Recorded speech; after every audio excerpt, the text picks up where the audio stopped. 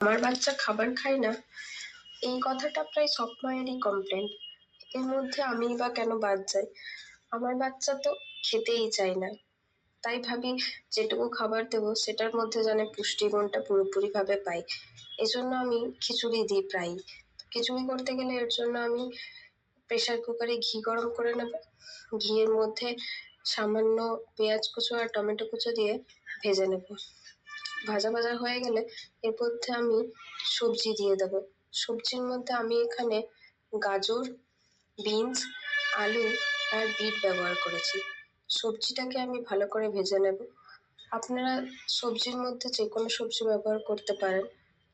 শীতকালে তো সবজির কোনো অভাব নেই, তাই এখন তো সব রকম সব কালেই সবজি পাওয়া যায় যদিও।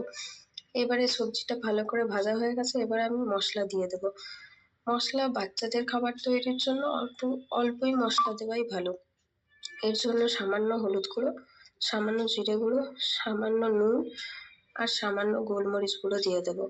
তারপরে এটাকে আমি ভালোভাবে নাড়াচাড়া করে নেব।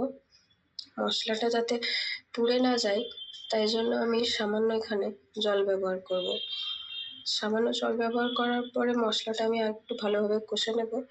এরপরে আগে থেকে ভিজিয়ে রাখা চাল ডাল দিয়ে দেব। আমি এখানে দু রকমের ডাল ব্যবহার করেছি, মুগ ডাল আর মুসুর ডাল।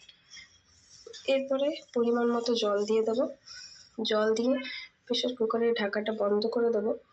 এরপরে প্রেসার কুকারে বেশ 10 থেকে 15 মিনিট মতো আমি লো ফ্লেমে রান্না করে নেব। এই যে এরপরে আমার খিচুড়ি রেডি। এই খিচুড়িটা এতই টেস্টি আর এতই কম সময়ে হয়ে যায়। এই খিচুড়িটা যখনই করি আমি একটু বেশি করেই করি, যাতে মা মেয়ের দুজনেরই হয়ে যায়। আর এটা খুব চটজলদি হয়েও যায়। আপনারাও ট্রাই করে